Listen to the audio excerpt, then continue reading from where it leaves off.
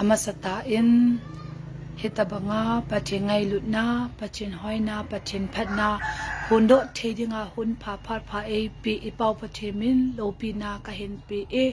ani na hin kamin hi lamnei chong akiti in ka na hi bolma langa ka hi e tuni a hi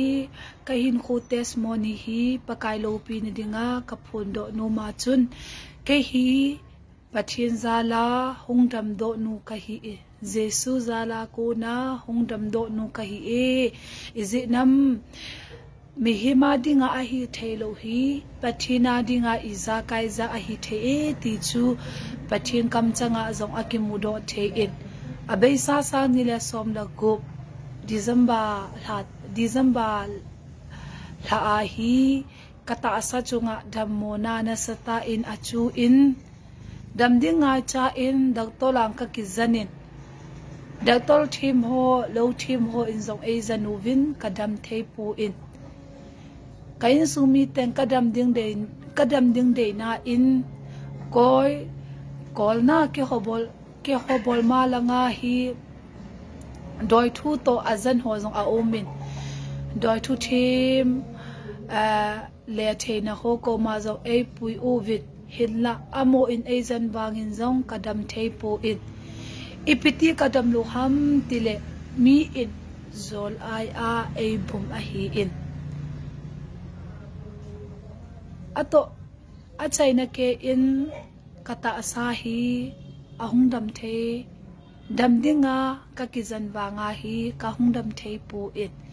ina ka ngumin ka khohet na zong amang ta it pha chom cha hi ka khohet na zong amang ta zi in ka hungol man ta in mi himma ko na gel dinga hin ki bei don ta iti ikalson ding dang ki hetalo mi himma ko na ki bei don hinla jesun e ngai lut na akidangin jesun e lungsit na akile mi himma ko na building ki hetalo a kalson ding dang ki hello lai ta a zong pathinin ami te ho ina e sol pi it ami te a konin pathinin tauna lama amancha mi bum leng ai leng ho ataw pi teng le dam theina anga na oza pu to e contact pi uvin hichi a chun kin zong tauna phate in zong kakamta in tauna in kakamta in amal in tauna wang kaman the tapu izinam ka khohet na lung thim abeita zi in kathinum wangin kathi the tapu e kahin wangin zong kahin agan thein he in hinla pathinin iza jesu hi ilagaw bo se hu hingdinga honga hi poi ita asa dam mo ves na azo dam na ap the a hi ti hi kachunga pathin alopi na aphunom zi a ami pa to pathin e su khomuvin ami pa pathin mancha tauna lama pathin amancha mi ahong amancha pa ozapu ahongin ozapun pi e se ham tile chochong kin dhamna kapithe poi nata san le pathinin kya ko na dhamna ne hin pi dinga hi kin za oza pu hinge kata asane jesun ke dhamna e pi di hi kata asane mihim lama ko na doctor ho ki kizan sa kidam thei talo kol doi thu the mo kizan sa kidam thei talo kingol manta mihim lama ko na ki beidon lai ta a jesu in nang lake e pizing e hon pizing ovin e ki vo pizing ovin ta san na kan e ahingzing pathe na uma ahile ahingzing pathe na uma ahile tauna to dam na ka de ta tauna to nei dam sa tan ti in pathen kabune ka taw in pathinin zong amiza pa oza pun e taw pi zowa hi a me ati zole thang kampa thang kanga o wacha khaw khi banga kata asale kalagaw pathinin socha na ap ahi dam theng na ap ahi e hallelujah pathin ahoi e izinam Jesu hi ta be a hi Jesu hi ta be a hi a hingjing pathe na hi thil iza kaya bol the a hi mi him lama ku na a hi thailo ding thin mun mi him lama ku na ka din mun hi kingol man ta ka thi lo le ka ngol dik hi chilam ni bo a tai mi him lama ku na mi him hi theina to mi him bol theina to mun tin gam tina ei pui uvin ezan sa uvin hinla kadam thei pu e satan pa thane na chu e kata sa hin khu hi kadam la hi Jesun ay pi na lung nup na dam na kipa na hi satanin ay la mang pi in ay susit pi in hinla imati ahi galali satana hi e hallelujah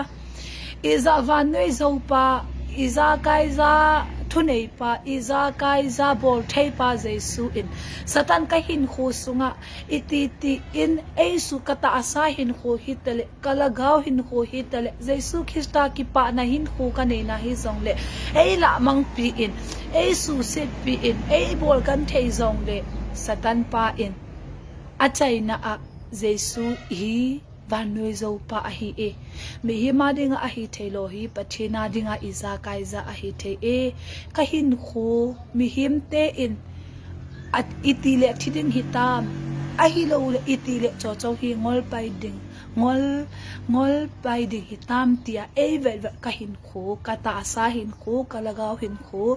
Jesu in ami pa aman cha ako na dam thing na dam heng na ap ahi e Jesu ta be ahi kahin khu sunga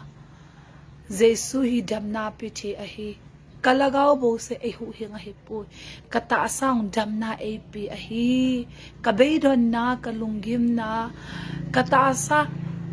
azong khai kata asa adammo kata asa ka khuhet na beisa kata asa zo ama in agidang ta kahin husunga na ahin tongin dam thing na dam heng na kipa na so chat na dita ap hi Jesu ahi e tuni hi ave so pisangam khachi kigel u hite Jesu hi ilagaw bo se hu hingdinga hung ahi poi ita sa beidon na lunggim na jammo na zo ei pithea hung ahi tuni nang lake ko ma zunge nei ko teng ka ho ding kim kan thaina ka pi a ka hu do a ka choi a ding ti a pathin kam changa a kim do e kin zong ka ko ting le ka gim na ka kan thaina a ko na e hu do pathine tunia ave khachi nagan thaina na veidon na dam mo na a zo Jesu in na hu do ding le na hu jing dinga nang ko ma zingi hi chi Jesu hi atha in mun pi in nang ki ko lut in nang